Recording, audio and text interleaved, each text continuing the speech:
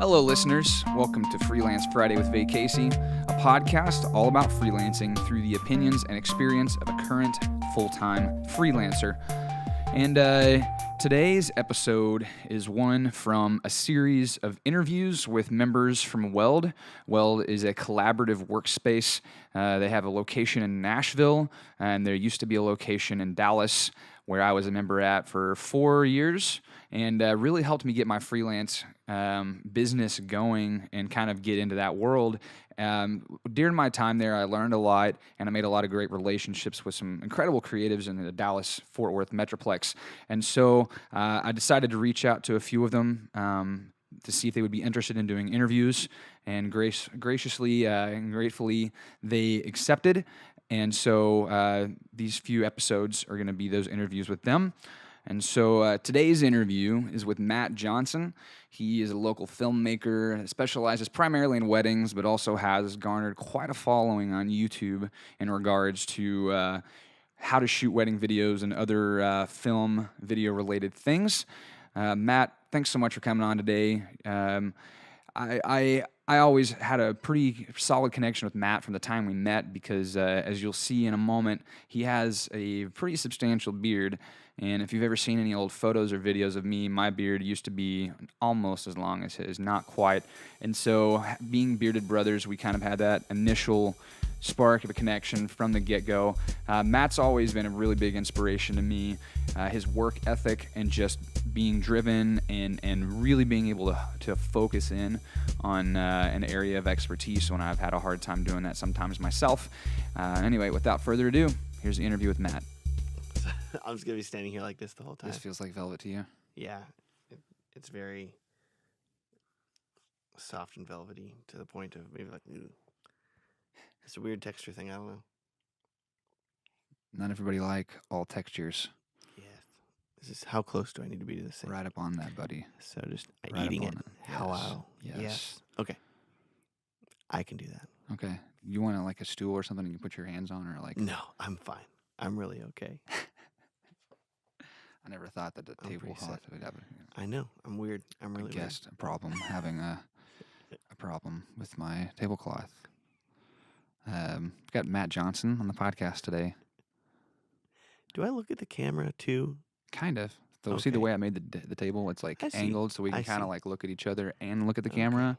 Kind of. Because I've been on some podcasts and they like just use the audio, but you have the camera, even though they have the camera. Sometimes they don't use the audio. Sometimes I do both. It's good. We're No, on. it's great. I'm up on Apple Podcasts, Stitcher, Twitcher, Anchor. Glitcher, Bitcher, all the itchers. Yeah.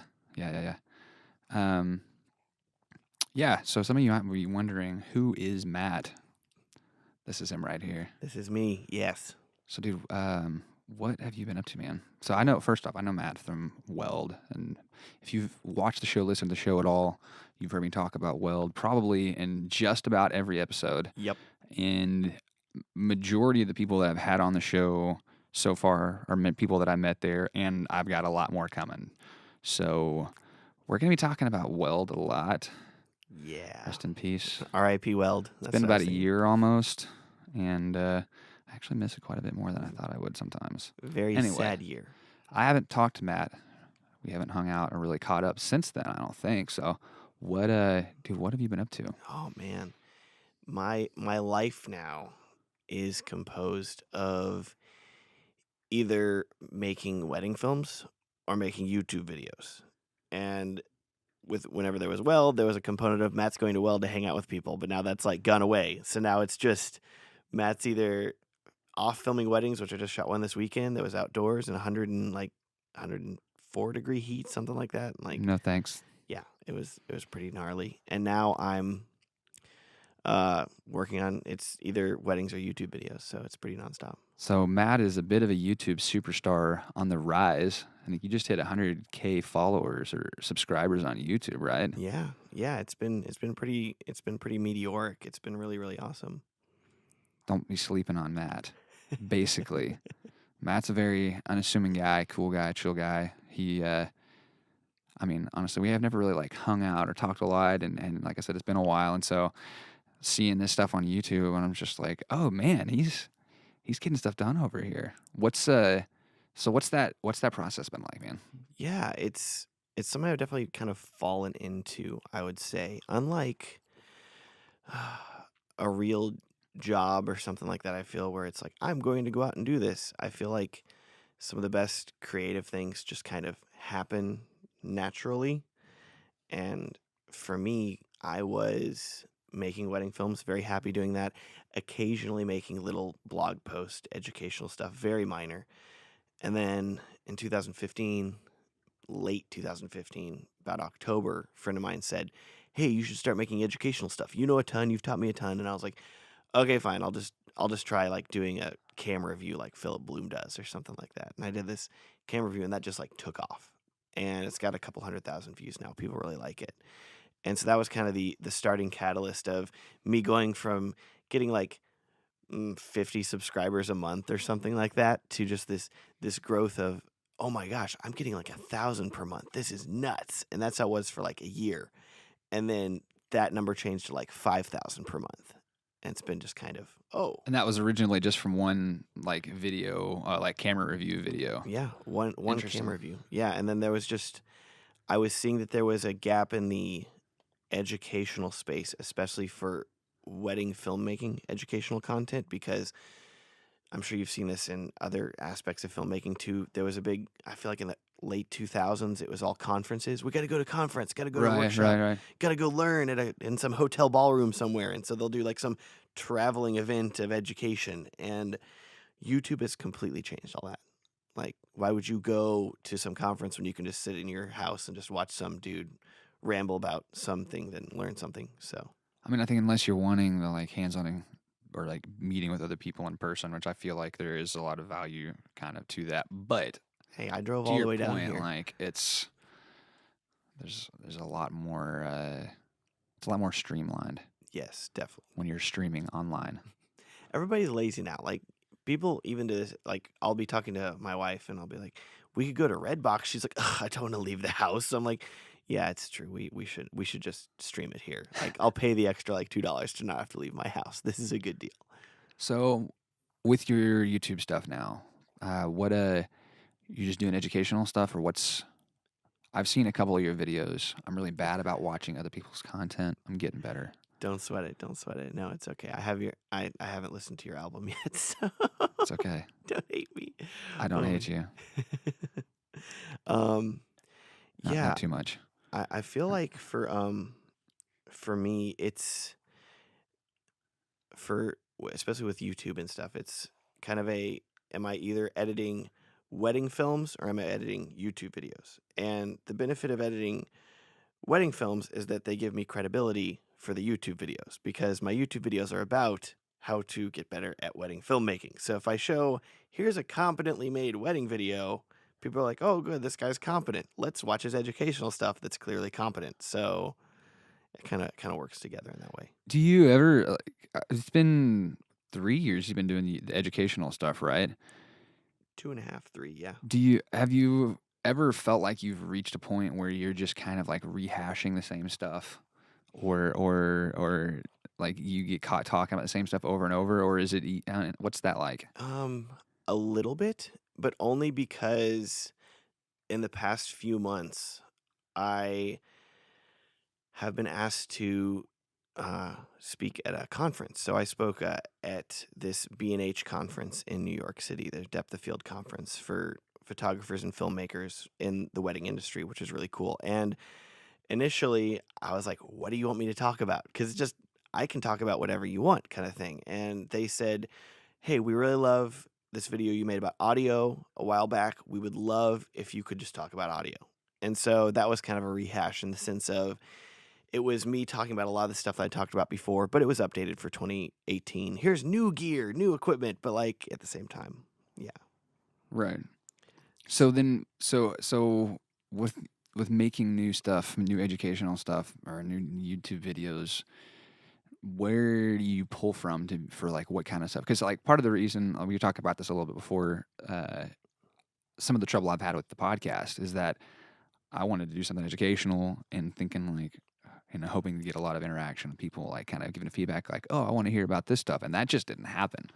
And so I end up just kind of trying to make stuff up, and it just like, it just is, it's not really doing much, Yeah, but yeah. What I'll say about that is I have a big notepad file on my phone, and probably like 10 pages long now of just ideas. And this is, if I have even the slightest inkling of an idea, I write it down. I write down junk all the time that makes no sense. Like 2 days ago, I was standing at this wedding, and at the reception, Rachel's like, "What are you doing?" And I'm like, "Oh, I had an idea. Hold on." And I'm like standing in the corner, like writing down this random idea that I had. But the reasoning for that, what excites me about that is that I can usually develop that idea later on. So I keep a writing thing by my bed, just in the event that like I wake up and I need to write down something, because I'm a person that like at 2 a.m. when I'm like finally like almost asleep, because I stay up late, but when I'm almost asleep, I'll have some idea, and I've like woken myself up, and it's to the point now where my wife Rachel is like, "Oh, Matt's turning the light on again. He had another idea." Like, and so I'm like, "Okay, sorry, don't mind me," and I have to like turn on the light, write this thing down, and then just fall back asleep, you know. But if you don't write it down in that moment, you tell yourself, "Oh, I'll remember tomorrow." You won't remember it tomorrow. doesn't happen. No. Even if you do, it's not near what it was then. Yeah. And so for me, a lot of my initial early emphasis for the educational stuff that I want to make, and this may help you too, is I started making educational stuff based on questions that I had struggled with.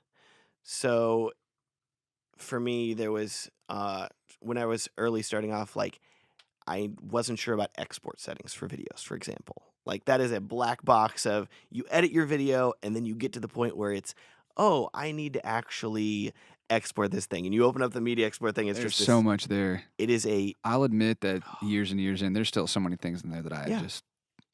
I've never messed with. I don't know what they do. You just hit the preset, you're like, YouTube, great, export, Make a done. couple of tweaks. Okay. And so what I realized is if I have something that I've struggled with to figure out, there is probably 1,000 other people that have struggled with this exact same thing. So even if it's something really mundane, like I made a video about frame rates recently, like here's the frame rates that I use. And people have commented so many times, thank you for explaining this in a simple and easy to understand way. And it's a basic thing, but people don't get it. And I didn't get it for a while. And so if you just think about yourself as, hey, I'm here like for your music, for example, you are already much further along than a lot of people are. You got a studio set up, you got foam. Like you could make a whole video just about setting up foam on your ceiling. And hey, that like people would watch that. So as long as you're further along the path than other people, you can educate all of the people that are below you.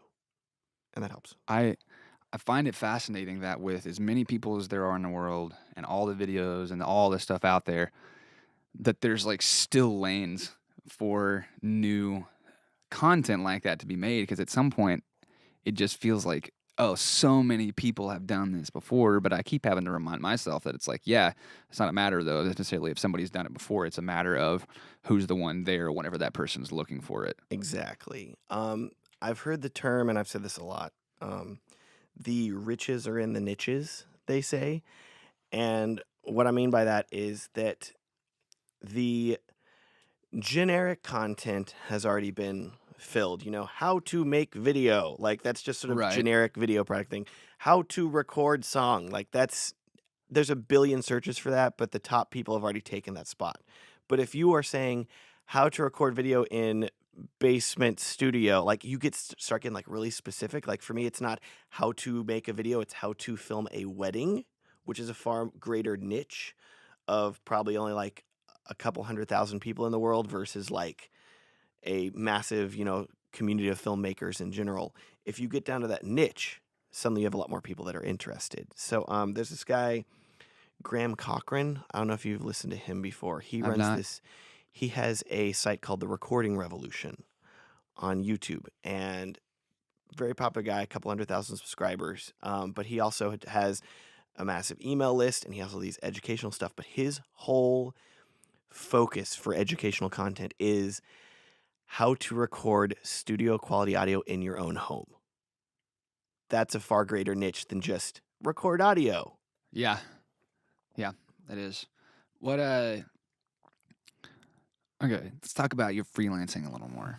Your stuff. I know you went to A&M. Pretty proud of that. I feel like most people that go to A&M are. It's a good thing. What can you give me your background a little bit, man? What's gotten Yeah. you to where you're at? Well, it's funny because I went to a engineering school, and I would say it's 75% mechanical, petroleum, electrical engineers. All of my roommates at A&M were all engineers for the most part. And then you have me, and I was like, I like video. This is fun. So my parents bought me a little Sony point and shoot digital camera in 2006. Started playing around with that. It would record 12 minutes at a time, like total before the memory cards were full, not clip length, but Wow. literally in standard definition. Autofocus, that's it. You're like, well, hope this works out. So made really dumb YouTube videos with it. Started really enjoying it though. And then I ended up upgrading cameras finally. Kind of got on the Canon 7D when that started happening.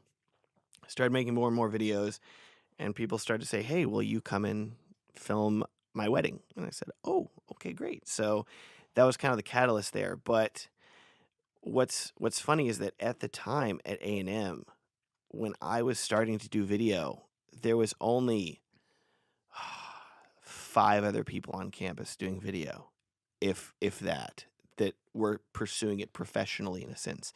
And you've seen A&M now. Now they have like a new liberal arts building. They have all these new buildings. They're like, hey, we're trying to focus on the arts now. But when I was there, it's like, you're not doing engineering. Why are you here? And so the cool thing was is that I was able to get connected with A&M's marketing department, who had started doing a lot more video work, and other companies like that, or other organizations that were valuing video. And so that helped out a lot. I feel like you're not the first person that I've seen that has had success coming out of college like that. My buddy Jordan Lessig, whenever we went to college together, I mean that's kind of where You I guys went to started. college together? Yeah, What? yeah, DBU. That's where we met, man. Nice. He, dude, he was like the photographer for like all the DBU weddings for years, and I mean we were gone from DBU for probably 2 or 3 years, and we were still getting stuff from there, like as everybody was going. And it's like you'd go to the wedding, it was all the same people, and so it's interesting to see how much that kind of like carries through and like will really like propel you forward. Had you when you going to A&M, had you originally gone for like an engineering or anything like that, or what? Why there? Yeah, I actually growing up really loved computers. Loved building them, loved messing with them. My parents had a 300 megahertz Pentium 2 compact that I learned on. That thing was a lot of fun. It was like I think it had a 64 megabytes of RAM. Just That's a lot, man. unreal. And 64 megs. Wow. and what ended up happening with that is that I said, hey, I like computers, like working with computers. I should do something in IT or something like that. So I found an undergrad major at A&M called Technology Management. It was in the College of Education, but it was essentially IT, but with a management minor. So a little bit more on the upper level. And that was a lot of fun. I ended up, my grades horrible in the first 2 years. And once I got into the major, it was like all A's and B's, because suddenly I'm like, oh, I actually know and care about this stuff, and I want to do this. So that was cool. But at the same time, I was getting more and more into video, and so there was kind of this decision point of, do I focus on computers and get into some IT cubicle job somewhere, which I guarantee you will pay more than what I was being paid at the initial bit of filming weddings and stuff like that, or do I like shoot for the stars, try it out on my own, try to make things work? And so I stayed on that path of attempting to do it on my own, the freelancing quote unquote life, and it worked out. Now you finished school though, right? I did, yeah. I ended Okay. up sticking around and getting my master's out of it too. And so I got my master's in marketing because I kind of felt, okay, if I'm going to do full-time freelance and I'm going to keep on filming weddings and doing stuff like that, I think that marketing would help me out with that. And Yeah, I'd imagine it probably has, right? it has, I find what the biggest difference it's made has probably been when people are like, "Oh, where'd you go to school?" And they're like, "Oh, yeah, I went to A&M and I got my master's." They're like, "Oh, your master's, wow, oh," and I'm like, "Yep, it's cool," but I think it was beneficial and definitely in thinking about things from a marketing perspective.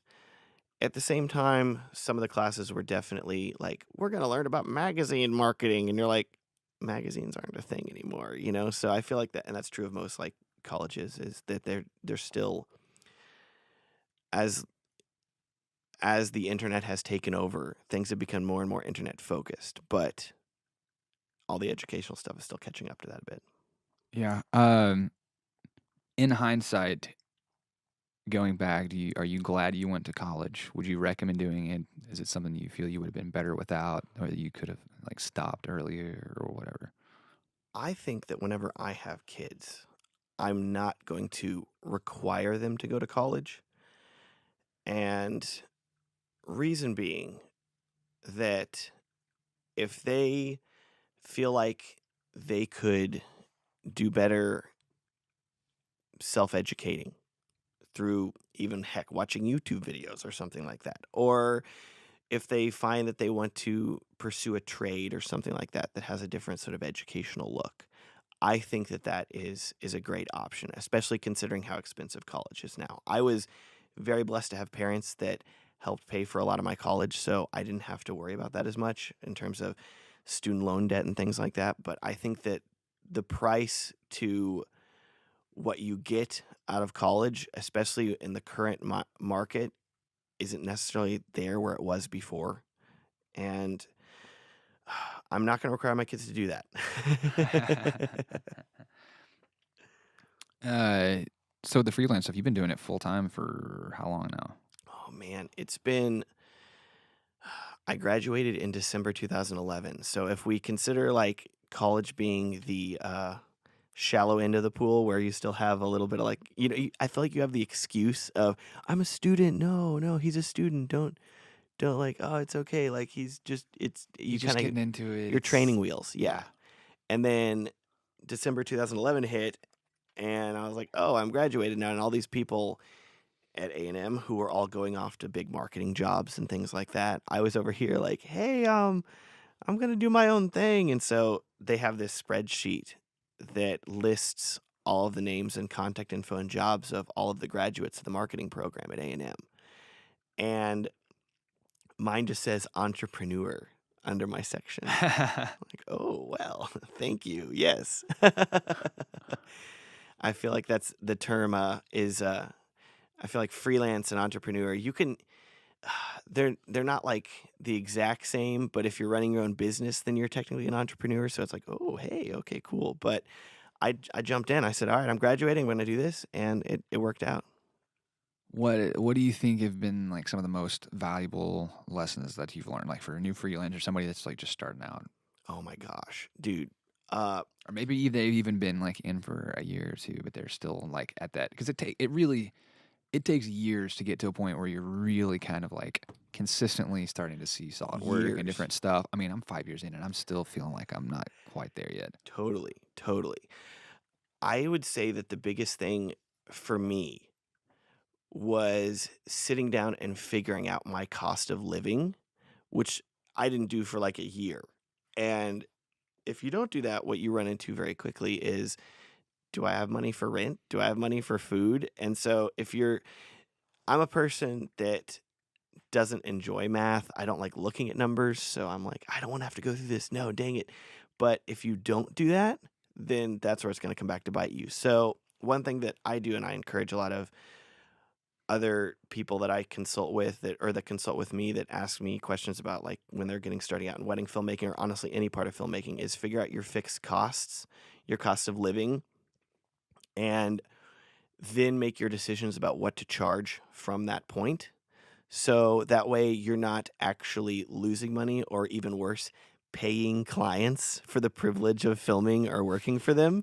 It's like, well, okay, I'll give you a discount. And then suddenly you realize, oh, not only have I come to your place, brought my cameras, filmed you, I've also given you, like, here's $500 in cash as well for doing it. Thanks for doing business with me. I hope you're happy. Exactly. Because if you're not charging at least the minimum for you to be able to offset all of your life costs, then you're definitely in trouble. And I think that comes back to bite a lot of freelancers early on, for sure. I think so. It got me for sure. Um, because I didn't know, like, I had done the cost of doing business calculation, and I kind of knew what I needed to be charging, but whenever you don't really until you experience, like, for real, like, why you got to stick hard to pricing or something, it's like, I guess I can come down a little bit. I could do it for less. I got to get to work. Yeah, it definitely starts like that. And I'm now very much at the point of, this is the value, this is what you're getting. Hope you want it. Okay, great. Let's do it. Because in general, not and I'm not going to say this is true of every client. There are some wonderful clients, and we give discounts for certain clients. We give discounts for different reasons, but usually, in general, the clients that try to get a deal or ask you for a discount or things like that are usually the clients that are going to come back, and they're going to want revisions, they're going to want changes, they're going to want all the extras. Oh, but we can't afford them. No, just give them to us. And so they're going to be the more clients you're going to have difficulty with too. Why do you think that is? That is a good question. I think that there's definitely a lack of knowledge and lack of value in the arts space right now, in music, in video, in any sort of artistic creative medium, where the received value is a little less tangible. For example, a wedding film, because wedding films are primarily feeling based. It's, how does this make me feel? Oh, I feel really good about this. This video makes me feel really good. But you have clients that are saying, I want this thing, this thing, this thing, and it is less of a value of art. And so that's a definite issue, I think, is that people do not value art as much, regardless of what that is. So if you hire a client, if you have a client that values you, they're going to pay you. Straightforward. What do you think can be done to help educate people on the value, or to raise the value of work, or kind of remedy that problem? Or can we? Is it just kind of like part of the life that has to exist? We're getting deeply philosophical here. Like, how can we fix the entire creative market? Yes. We've done it. We fixed it here Finally. in Casey's basement. It's happened. Oh, man. Come back next week and I'll have 5 ways of how we did it. For 10 easy payments, we'll tell you. What I would say, and this is not a fix or anything like that necessarily, but I think that it's going to come more so from the freelancer side and not from the client side. So it's not going to come from every client is not going to wake up tomorrow morning and be like, I should be paying people what they're worth. What have I been doing? Because honestly, this is true of any industry. You see it everywhere. Whenever people are putting out search for the lowest bids, or people are hiring people to do menial labor for as cheap as possible. It really comes down to us as creatives valuing ourselves, valuing our art, valuing our creativity, and saying, no, this is valuable and it is important. And so what we need to do is very much so take a stand, and not in the sense of every single client, like, forget you, I'm going to charge you this much, you got to do it. But it's more so making sure that for the majority of your clients, because the majority of them should be paying clients, then you should be charging them a good amount. And that's going to come from you. That's going to come from you holding your ground and not being guilt tripped I, And I feel like part of being able to stick to that is process yes, driven. Like you have to have a like, no, this is done this way. This is the process because then while it is an art, it's also seen more as a process or a business versus something that's like fluid, which I'm just kind of now starting to like learn and to figure out how to process that. totally. And it can start as simply as, like I said, figuring out your fixed cost of doing business. And then once you do that, you need to have a day rate and you need to have a half day rate and you need to be able to stick to those. And so if somebody calls you up and says, "Hey, I need you to come right now and film this thing," you're like, "Okay, great. It's going to be $800 or whatever it is for your day rate." So that way know that you are getting paid, and that way you're not going to be suffering later on whenever you have editing that you could be doing or other work that you could be doing that you're being taken away from now to go film something else or do something else for another client. How do you, in like your experiences in your position, say no to people whenever they're like to like walk away? Because it can be difficult whenever you are perpetually unemployed, and so you're like worried about being able to make rent or whatever, and you see Oh. this like potential like money in front of you. Like, if I walk away from this and don't do this for less, I Oh, might lose it right? altogether. No, totally. I think that's completely a legitimate fear. There's this thought of, if I don't take this job, am I going to be living out of my car? Oh my gosh! And I lived that for years. If you live out of your car, it's fine. That's not a. I didn't correction. I did not live out of my car. I lived in fear of having to live out of my car. To be clear, and there has to be, and I do not have the perfect answer for this, but Well, it doesn't have to be perfect. Just your experience. How do you, Matt Johnson, do it? in my experience, I say this as somebody that shot his first wedding for $500, his second wedding for $600, and then back down to $400 for a friend. And then I remember the first time about a year later, I was like, "I'm going to charge this couple $1,500." And they were like, "We'll take it." I was like, "Wait, really? Holy crap. Okay. Yeah. All right. Great. I'll be there. I'll film it. Great." I was freaked out. Like, crap. I didn't think they would actually pay this. This is insane.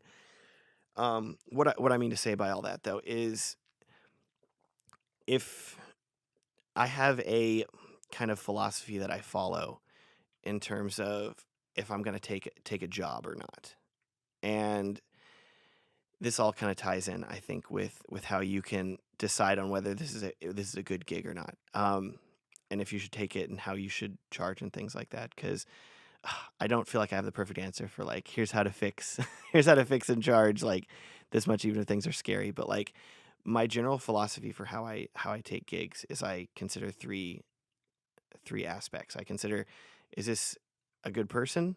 Are these good people that I'm going to be working with? Is this a good client? Like, is this like for a good project? And is it paying well? And if it's not like at least like two of those three, then I don't want to take it. There's also like the fourth of like, do I have time right now? Which I don't usually. But um, so if it's like good people, then I'm like, okay, great. Then that's really awesome. I like working with these people. Casey calls. I like working with Casey. This is great. Is this a good gig? Yeah, it's for Casey's podcast. Okay, great. Is it paying well? No, it's not. But that's okay because it's two of the three. So how would you, if it was like a situation where like it didn't match up, how would you break that to somebody? Like, what would you say? I would tell Rachel to email them. No, Rachel's in charge of a lot of our emails now. Like, she's so great because I'm so bad at email.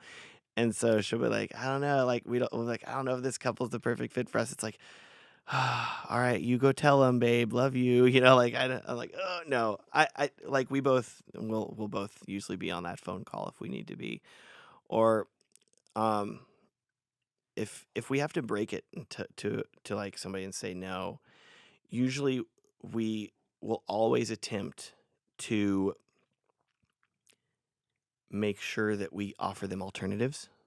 So if we have somebody that says, "Hey, we want you to film our wedding," and it's going to end up being we can tell that it's not going to be the best fit for us, for our brand and for our marketing and for what they want, because they're saying like, hey, we just want you to film the ceremony. We don't want you to film anything else. And we're like, that's not what we're trying to do. We're trying to create art here. Right. Yeah. Um, in that case, then then what we try to do is we'll try to offer up alternatives to them. So we'll reach out to friends of ours and say, hey, here's the date. Are you available? And then we'll try to send this couple a few other people and say, hey, these are very talented people that are also available. So that way, if we are telling them no, we're not just saying good luck. We're saying, hey, we don't believe we're the best fit for you, but here are some other alternatives, people that are ready, willing, and available to film what you need. And usually that works out really well. Now, whenever you start turning down clients, what point in your career did you start doing that? Was that something where you're like, I'm so busy, I have to start saying no to people? Or was there like, that's just not my client, even though I need the work, I'm not going to take that because it doesn't fit? Sure. I feel like anybody can turn anybody can turn down a client. Like even when I was early starting out, there are going back to those three things. If you're considering, hey, like this is good pay, but I don't really like working with these people, and this gig sounds horrible. Like probably don't take it unless you're like desperate for money at that point. And that's saved me a lot. I also try to listen to my gut, and I'm like, is this just feels weird? Okay, then I probably won't do this here. I remember even when I was early starting out, within like the first year, I had people coming to me like, hey, can you film this like burlesque show? And I'm like, I'd rather not. Like, it's just this weird thing of like, Matt Johnson makes wedding films, some great Christian videos, and burlesque shows. Like, that's not the vibe that I'm going for here. So, like, I had to, you say no to stuff like that. You say no to a lot of things that if you don't like agree with them for certain reasons and things like that. I think anybody can say no as long as you are clear in your understanding of why you're saying no, and you don't have to necessarily articulate that to the client, but at the bare minimum, I always am trying to say, hey, if I'm not available, here are other people that are available. And this is jogging my memory. So going back to your previous question about how can you get more business and how can you be getting jobs even if you're like desperate, like I really need jobs right now. How can this help me? I need to, be able to get this stuff and do it. One of the biggest things for me, and bringing this all back to Weld, and also to, because we have to bring up Weld. We have to, is so much of it is building a community of people. And so I know most of the wedding filmmakers in Dallas now because we're all a part of this Facebook group together and we're always talking. And the benefit of it is that if I'm not available for a gig, I post it on this Facebook group that I'm a part of, and other people see it and they say, oh, I'm available. And so I have booked so many weddings that were referrals from other videographers.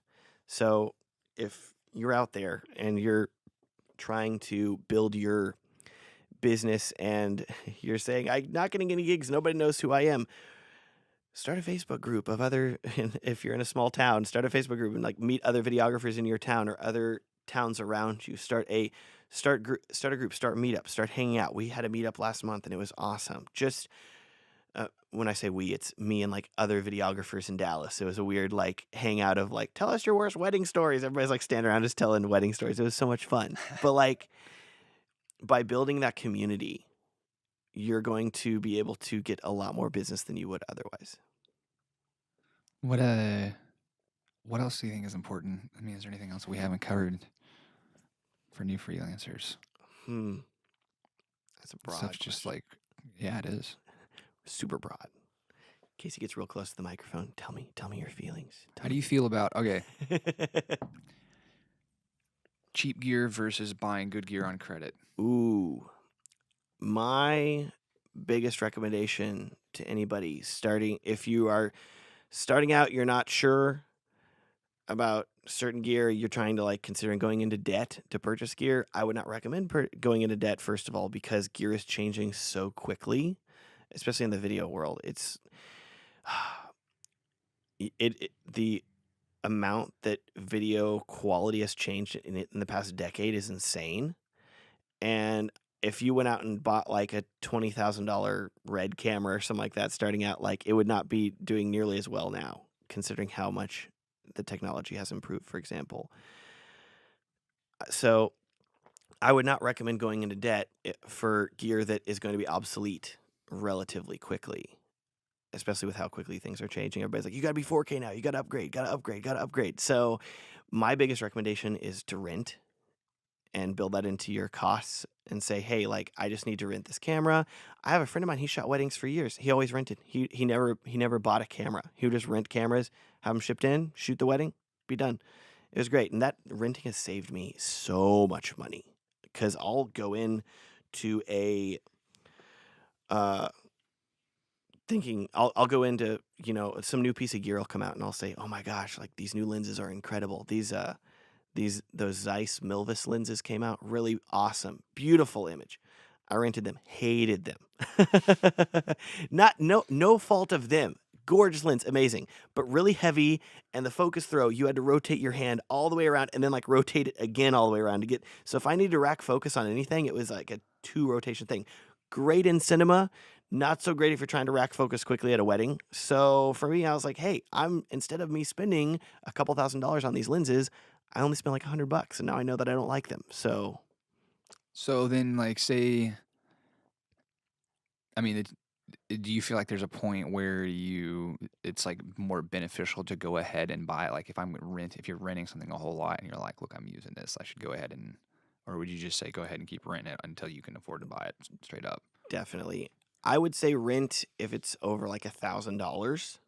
But if it's sub $1,000, if it's something that you know that you're going to be using often, then I would not rent. So let's say that you're shooting if you're shooting more than 1 gig per month, you probably just want to buy a camera because that's gonna pay for itself very quickly, and you're not going to be spending like hundreds of bucks shipping one in.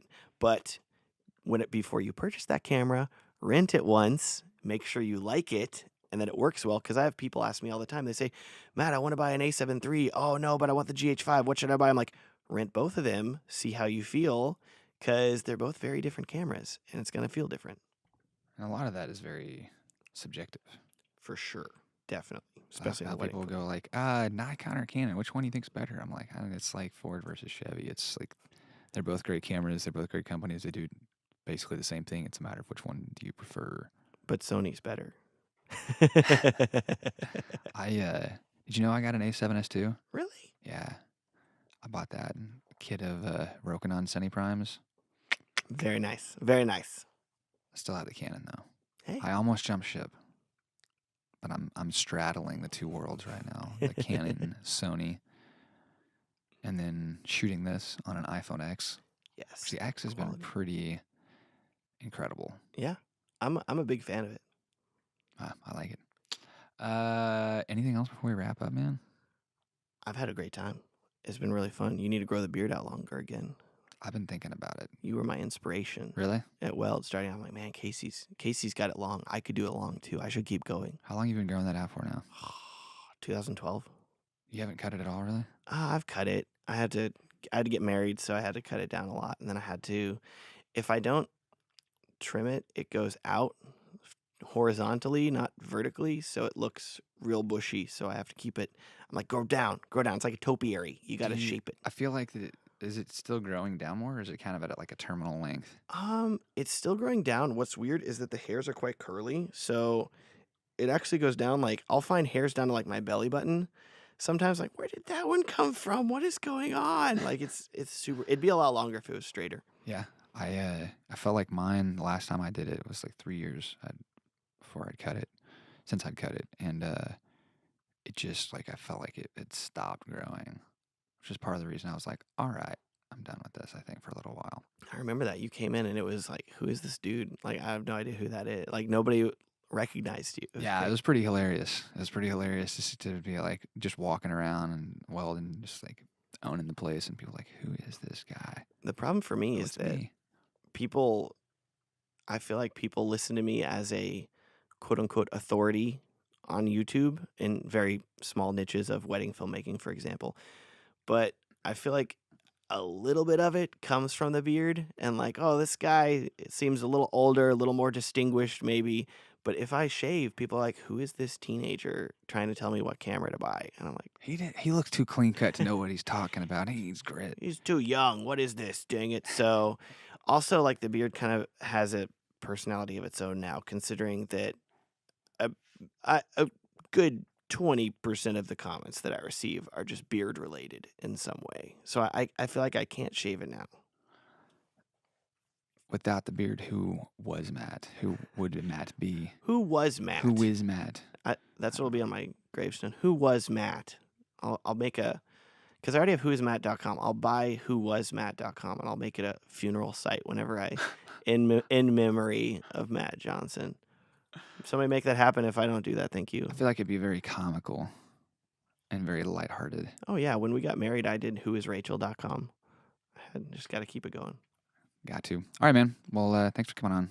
It's been fun. It's been so much fun. Maybe we'll do it again sometime. Before we go, where can people find you? Whoismatt.com is the website. YouTube.com/whoismatt. Basically, Who Is Matt everywhere except for Twitter, because there's another guy who took Who Is Matt before I did. So I'm Who Is Matt J on Twitter. Okay. And then wedding stuff? Filmstrong Productions at filmstrong.com. Sweet. Put links to all those in the show notes. You can find those at vaycasey.com/freelance Friday. Have you considered doing like a vacations brand, like Vacations by Casey, vaycasey? That's actually where the name originally came from. It's this idea of like a travel brand of like, oh, I'll like travel and adventure, and it'll be like Vacation Casey. Yes, I love that. It could happen at some point. I have the van. It's the build is happening. It's in progress. You have the website. Yes. You have the name. Well, until next time. Bye. Freelance Friday is a vaycasey production. Vaycasey is a full-service video production company based in Dallas, Texas. Vaycasey. Big video production value, freelance agility and scale.